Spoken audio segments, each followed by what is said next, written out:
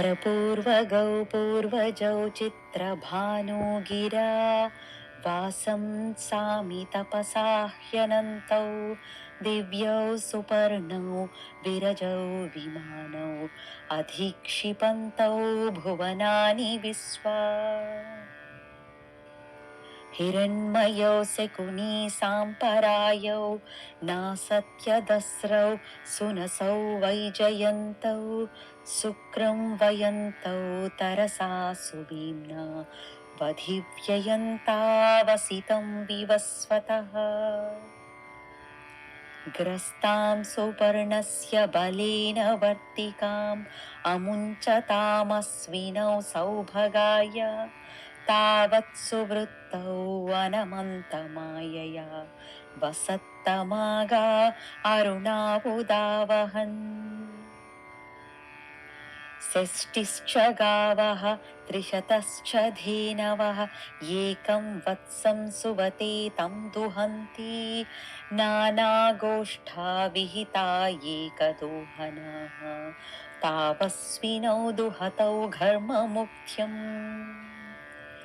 एकां नाभिं सप्तशताराश्रिताः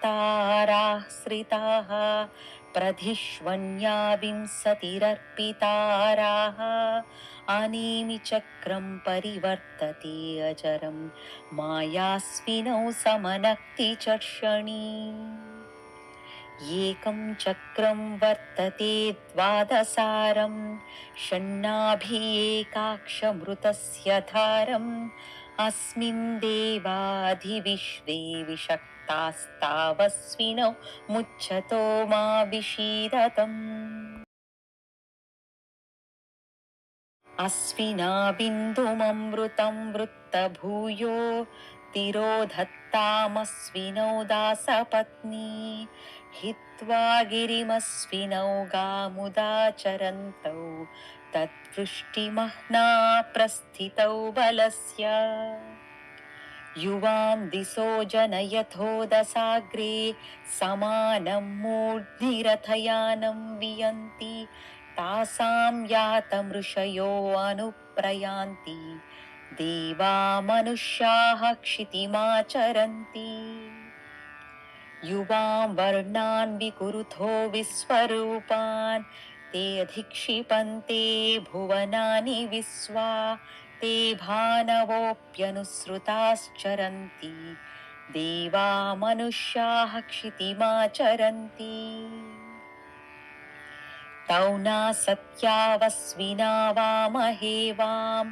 स्रजं च यां विवृतः पुष्करस्य तौ न सत्यावमृता वृता वृथा वृते देवास्तत्प्रपदेन सूते हेन गर्भं लभतां युवानौ गतासुरे तत्प्रपदेन सूते सद्यो जातो मातरमत्तिगर्भः तावस्विनौ मुञ्चतो जीवसेगाः स्तोतुं न शक्नोमि गुणैर्भवन्तौ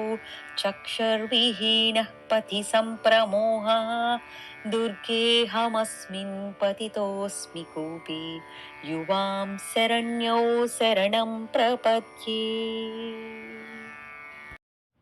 इति श्रीमहाभारते आदिपर्वणि तृतीयोऽध्याये